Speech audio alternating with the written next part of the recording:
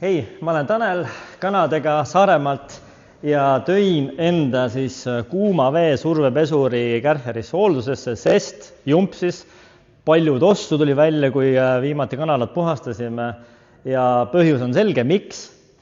Vaata seda jama.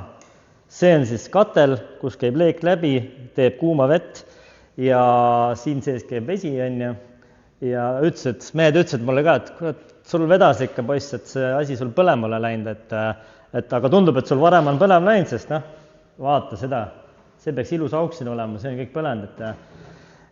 Aga ma ostsin selle ju ostast oksjonilt 3 aastat tagasi ja see tuli juba sellisena. Aga ta ütlesid ka, kuule, pea meeles, iga aasta tee ikkagi hooldus, sest praegu muidu on see jama, et sa jääd sellest lihtsalt ilma, sest kui see ise põlema läheb, sul pole mitte midagi võimalik teha siin, et kui sa iga aasta hooldad seda ja ka minusuguse masina, mis on tõesti vana masin, hooldust on võimalik teha, nendel on kõik jupid olemas, et siis see asi kestab.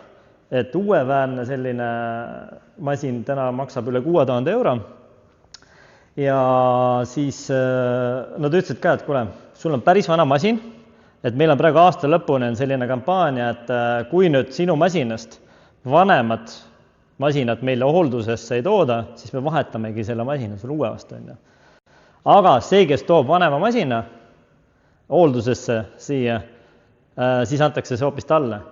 Nii et pigem ma soovitan enda masinad hoida kodus rahulikult ja siis jaanuarist alates tuua hooldusesse, sest siis jalutan ma siit välja juba uue masinaga. Aga põhivärk ongi see, et kui muidugi sa otsustad tuua ja tuleb välja, et sinu masin ei ole nii vana, siis nad teevad sulle ikkagi hoolduse pealt aled 25% kohe ära.